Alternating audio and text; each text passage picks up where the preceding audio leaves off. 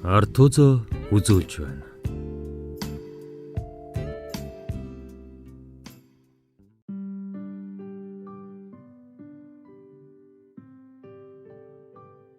Зуун настай ээж 13 дугаар хэсэг. Ээжээ гэх дуунаар хажид цочин сэрэв. Тэрээр ойдол ойж байгаад түр хажуулсан чигээрээ нам унтчихаж. Та ядраа юу? Би таныг сая хэдэн удаа дуудлаа. Та сэрэхгүй байх юм? Гэсээр хичээлээсээ орж ирсэн отхон хүү лодно нь цүнхээ орон дээрээ шидчгээд жижигхэн аягны ширээний шургуулганаас аяг аван данхнаас хүйтэн цайхийн гүд хийтэл залгилснаа. Гадаа ямар халуун байна. 10 жир ахад олжин гэгч хоёр ирээгүй юм уу? Гэснээ гинэт урвааж. Та яагаад намайг тосоогүй юм бэ? Би таныг хүлээгээд л байсан. Аав минь байсан бол намайг мориор сургуулиас авах байсан да. Тийм ээ ээжээ? Би гиндэнгуайн халдар нохооноос одоо айхаа байсан. Тэр чин чулуу шүүрхээр л зүгтчихдэг аймхаа юм байна лээ штэ. Гэчгээд хүүн гараад гүйчхв. Бодоход гадаа тоглохоор гарав биз. Энэ нөхрийг сургуульд нь явуулах гэж хөөхөн дайн болно доо.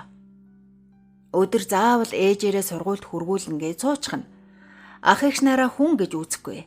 Орой хичээлээсээ ирэхээрээ унтан унттлаа сургууль дээр болсон зүйлэн ярих гэж ах эгч нарынхаа инээдийг барна. Энэ гэрийг ганц сайн хөгжөөж чаддаг хүн юм. Хажид хүүгийнхээ юу ярьсныг ч сайн ухаарсангүй. Босон ойдлоо ойж эхлэв. Орчлонгийн хагцал хэмээх том зовлонд дайруулсан ч сэтгэл чангатай яваа хажидыг эвий гэхээсээ эр нөхрийнхөө толгойг залгисан гэх гойчилсан харцан доор явхаа тэр мэднэ. Гэхдээ тэр болгоно бүтээн гэж өөртөө амлаж зоригдсон болохоор өгөн сүүдрийн ховыг үл тоон явах нь зарим нэг хүнийг гайхахад хүргэв. Нэгдлийн гишүүнээс хөөгдөж мөн ажлаасаа хөөгдсөн. Хань ижлийн алдсан зэрэг олон саадыг хаждаас өөр хүн бол давж чадахгүй сэтгэл санаагаар унаад нугарчих магадгүй байлаа. Гэхдээ хажид сэтгэл санаагаа чанга байлгаж энэ бүхнийг даван гарахын төлөө л хичээж яваа. Учир мэдхгүй отхон хүү лодон нэг орой хоол цайгаа идчихээд унтах гэж ороо засаж байтал лодон гинэт уйлаад суучихв.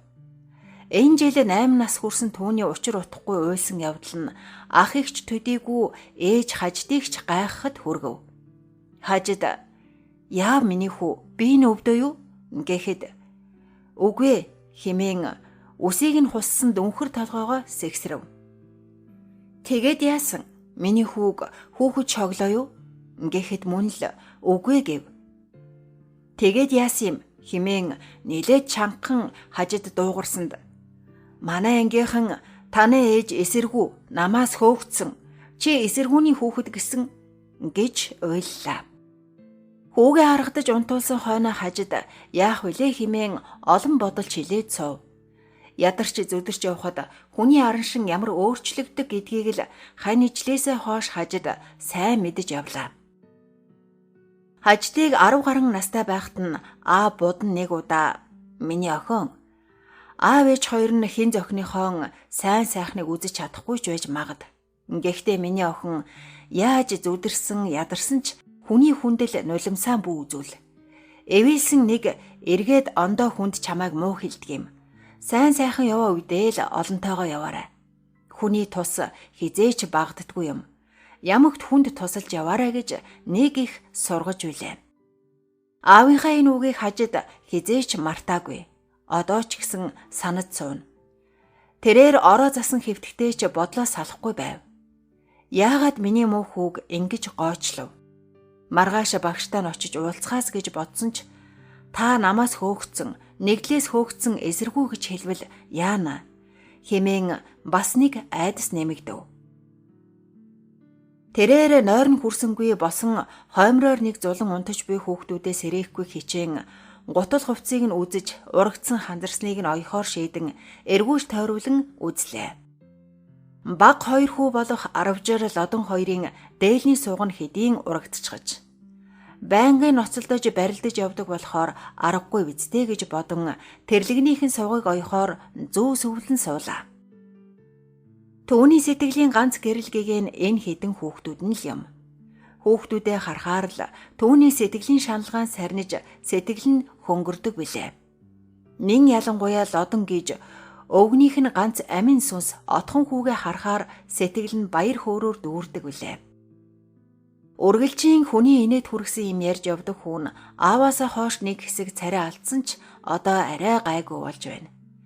Нэг шөнө унтаж байгаад хар дарж хашгиран сэрээд унтаж чадахгүй хэсэг суусан хүн ээжээ би аавыгаа санаад байна. Аав минь тэнгэрт байгаа гэж та хэлсэн. Хизээ ирэх юм гэж янгинтэл мэгшин уйлахад хүүгээсээ нулимсаа нуу байж. Миний хүү чинь одоо том болсон юм чинь уйлж болдоггүй юм шүү. Аав нь чамайг уйлж байхыг чинь харуул чамайг том болоогүй юм байна гэж бодон шүү. Гэж хэлэн аавыгаа дуурайсан дүнхгэр том духан дээр нь үнэрлэв. Одоо бодоход анх Эро Вандангийнх нүүж ирж байхад довчин яг энэ лодон шиг хүүхэд байж билээ. Хоёр хүн том хүн шиг нужигнтэл хурхиран унтна. Хажид санаа алдаж том хүү аюуша цэргээс ирвэлэл амьдралд нь тус нэмэр болох болов уу гэж тэрээр гордно. Нэг үеиг бодоход хүүхдүүд ч том болж гэхдээ ажил төрөлгийн хүнд амьдрал хэцүү байлаа.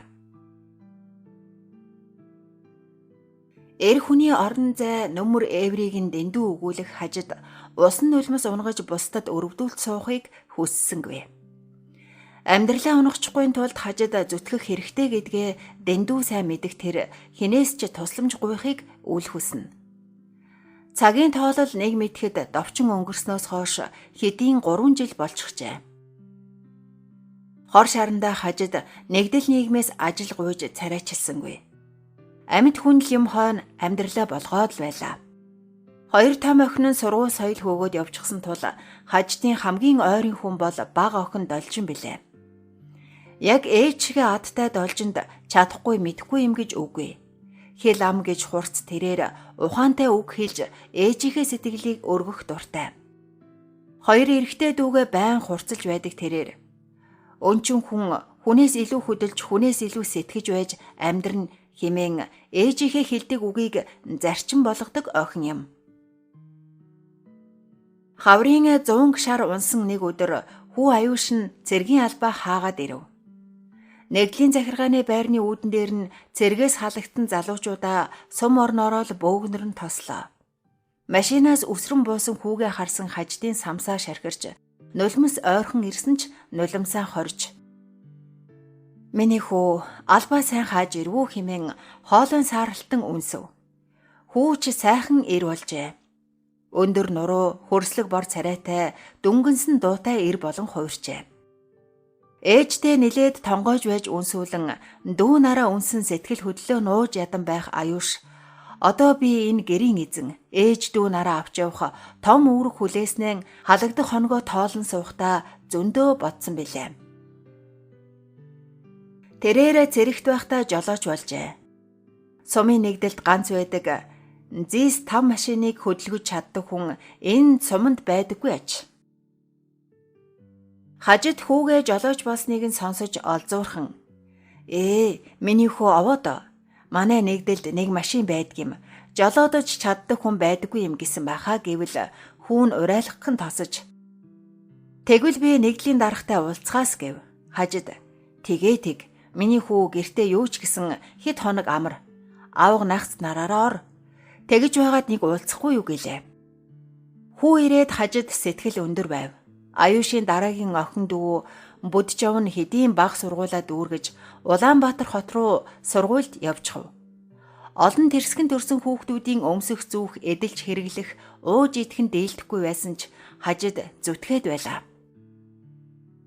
Өдөр шөнөгүй ойр зүрийн юм ойж ойр зүрийн зүйлээр өгч ажил амьдралдаа нэмэр болж байсныг хин нэгэн матаач нь сумын захиргаанд хошуу хүргэж хажид бараа дамлан зарж байна гэсэн сургаар сумын захиргаанаас дуудан социализмын туг нэгдлийн дарга хинхэг хар дорд сүрэн сумын намын үүрийн дарга юмчин ардын депутатын хурлын гүйцэтгэх захиргааны дарга дагдан нар хажтыг өмнөө хүүхчиг зогсоож байгаад "За нөхөр минь, чи яагаад бараа дамлан зараад байна? Нэгдлийн гишүүнээсээ мөн намын гишүүнээсээ гарсан гэж ийм юм хийж байна уу чи? Гэхдээ чи ингэж болохгүй. Хаждаа. Хэрвээ ахиж ийм зүйл хийвэл чанга хатуу ярин шүү" хэмээн нэгдлийн дарга дорд сүрэн загнаад "Ойлгосноо чи" хэмээн угзархан дуугаар сүртэй чанга асуухад цочсон хажид гинэт "Ойлголоо" хэмээн гарлаа. Нэгдлийн дарга хинхийг хар химээх хочны хувьд өгсөн хүн нь довчин аж. Довчин дорд сүрэн хоёр үе тэнгийн шахуу бүр нэг голын усанд загас жараахаа хөөж өссөн улс.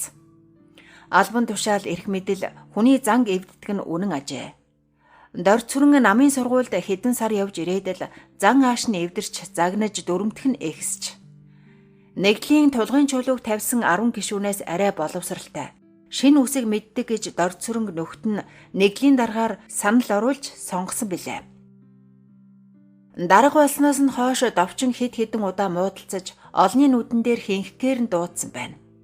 Үүнээс хойш л нутгийн олон нь хинхэг хар химээ хочлох болжээ. Нэгдлийн даргаыг нүүрэн дээр нь бүгд даргаа химээн гуйвч далдуур зарим нь "Энэ дорд сүрэн арай хинхэг байна. Дэндлээ" гэж ярилцаж нэгдлийн гишүүд дорд сүрэн гэхээсээ илүү хинхэг хар химээн нэрлэнэ. Хаждын нэг гомцсон зүйл бол нэгдэл нийгмээс довчин өнгөрөхөд ганц хүн үзэгдсэнгүй. Дорсогчгүй байгаад нь хажид гомдолтой явдаг юм. Довчин хэдий мэрэгжил мэдлэггүй ч гэсэн энэ нэгдэлд их юм хийсэн хүн. Нэгдэл гэж байгуулагдан гэрийн хэрэг болоход аавынхаа гэрийг довчин л хамгийн түрүүнд очиж барин нэгдлийн анхны хурлыг тэр гэрт нь хийж байлаа. Гэтэл одоо нэгэнт хөл дээрээ тогтсон нэгдлийн ололт амжилтыг өмчлсөн улс олширсанд хажид харамсаж явдаг үлээ. Довчин бүр нэгдлийн анхны тамганы чулууг нь олж ирэн аавынхаа хөөрөг ухдаг байсан чулууны багжаар хийж өгч байлаа. Гэтэл одоо тэр тамга нь алга. Хинхэг хар дорд сүрэнгээс нэг удаа хажид асуухад тэр үү хагараад унчихсан штэ гэж тоомжиргүй хариулахад нь хажид гинэт дургүн хурч. "Та нар нэгдлийнхээ анхны тамгыг хадгалж хамгаалж авдаггүй юм уу?" гэхэд дорд сүрэн үл тоож дуугарсан билээ. Саяхан сураг дуулахны хаждаас хойш нэгдлийн ярваар орсон залуугинд байсан гэж тамганы сураг гарч. Хажид бүр нэг өдөр хэрэг болгон тэр айлд очвоос хагарч имтэрсэн чулуун тамга нь хашааных нь буланд шороонд дарагдсан хэвтэж байхад нь олж авчран угааж янзлан даавн дороогоод авдрынхаа мухарт хийж байж сая нэг сэтгэл нь амрав. Нэгдлийн энэ хинхэг дарга нарыг шүүмжлэмээр хэлмээр байвч хажид хилээ хазан чимээгүй л байх болов. Нэгдэлд мэдлэг боловсралтай бичиг үсгтэй хүн хэрэгтэй байлаа. Хажид шиг шинэ Монгол уугарчин Монгол бичгтэй хүн нүдний гимшиг ховрааж хаждын хичээл зүтгэлийг хинч үнэлнэ. Тэр өөрөө бие дааж шинэ үсэг сурчээ. Бүр том хүүхдүүдийнхээ шавн болсон байлаа. Нэгдлийн захиргаан дээр боловсон хүчний талаар дарга нар хуралдаж хаждын талаар ярилцав.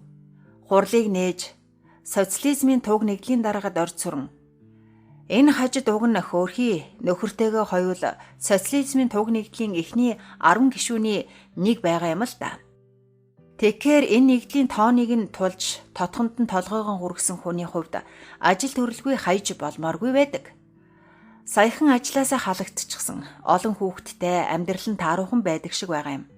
Гэхэд ардын депутатын хурлын гүйцэтгэх захиргааны дарга дагдан гих албархуу байрын өндөр шар хүн бэлмуур тамхи гармуушиглан шүдэнзээрээ оролдох зуура.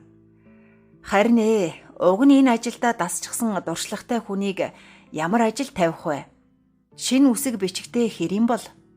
Чин бичиг үсэгтэй гайгүй юм бол нягтлангийн сургалтанд явуулж нягтлан болгол уг нь нярав хэдэн жил хийж гисэн нэгдлийн өмч хөрөнгийг сайн мэдэх хүн хэрэг болно доо. Гэхэд нэгдлийн дарга дорд сүрэн "Нягтлангаар аймгаас хүн ирж байгаа. За яахав?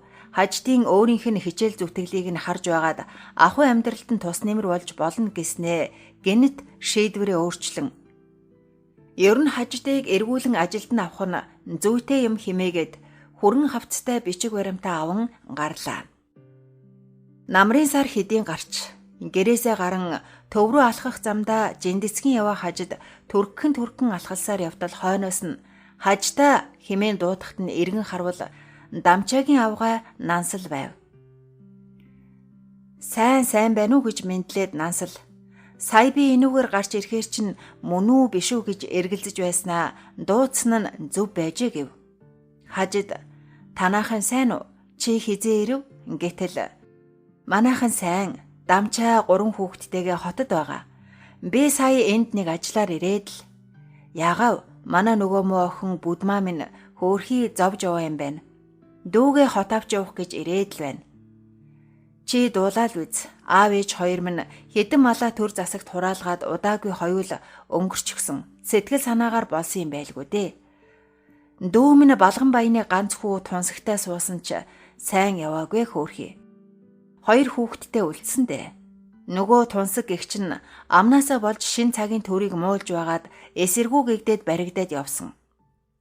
Одоо сурггүй. Харин манай ах дарам загд одоо нэг ухаажад байгаа юм. Саяхнаас нэг олон дүү авгаа авсан. Одоо нэгдлийн хойно хариулж байгаа. Чадах болов уу гэж байсан чинь овоод. Хэдэн жил нэгдлийн хойно хариуллаа. Дажгүй л байна. Хэдэн хин цүүхтэй тэжээх гэж өдөр шөнийг ялгалгүй мал дагсан хүн байна. Хүн ухааждаг юмаа гэдгийг ахаасаа л харж байна. Муу дүүгээ аваачиж нэг ажил төрөлтөө болохгоос. Нэрэ Дамчаа бид хоёрыг уучлаарай.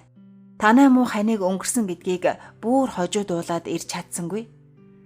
Дамчаа сонсцоход их гашуудсан да. Би энэ хүний хүчиндэл өдий зэрэгтэй яваа гэж байсан юм. Сонноос базар ах, гонгор ахын хүүхдүүд байнга л танаахыг сурдаг юм. Би бүр хэрэг болгож чамтай уулзаж сайн ярилцаад явмаар санагдаад ирсэн юм а гэж дуржигнуулан яриа өдөөд салдаггүй. Уг нь Нансал хажид хоёр нэг нутаг нугын усуудч бие танихаас цаашгүй явсан үе бий. Харин Дамчаа Довчин хоёр танилцаж нөхөрснөөс хойш ичнээгээр сайн найз болжээ. Нансал хэдийн намблаг авгаа болж аргагүй дээ. Хаждаас 2 насаар ихч хүн. Гэхдээ хот хүрээний хүн гэсэндээ жавхаатай байна гэж бодов. Гудамжинд зогсоод яриад байх жаахан эвгүй тул Нанслаас хизээ явахыг нь асуугаад орой гэртээ өрөв. Хажид орой эртгэн гэртээ ирчгээд хоол хийн цай чанаад хүлээгээд байж байтал Нансал баахан жихэр жимс барьсаар ороод ирэв. Тэрээр цай цүүн хоол идэж уугаад өдөш болтол ярьцв. Угийн нүүрмгийн Нансал яг хിവэрэ байна. Нутгийн олон дүгэр баяныхаас Нансал нь арай аргатай гэдг нь үнэн ажээ. Эцэг ихгүй эд хөрөнгөгүй хүнтэй ханилаад өнөөдөр хинээс дутхгүй сайхан амьдарч байгаа ажээ. Түүний ярих нь ээж аавынхаа ухаангүй үйллийг олон удаа өршөөж байсан ч тэр Дамчааг даган хүрээ рүү оргосноо тэр хамгийн зөв шийдвэр байсан гэж ярьлаа. Мөн түүний ярих нь базар ах, гонгор ах хоёр л манайхыг айлын дайтай айл болгоход тусалсан. Анх орох оронгүй хүрээ орохдол Довчин базар гонгор хоёрт хил хүргэж тэр хоёр Дамчаа Нансал хоёрыг тосон авч гэр оронтой ажил төрөлтэй болгосон аж. Одоо Нансал ноос угаах механикчсан фабрикт нөхөр Дамчаа нь модны үйлдвэрт ажиллаж байгааг нь.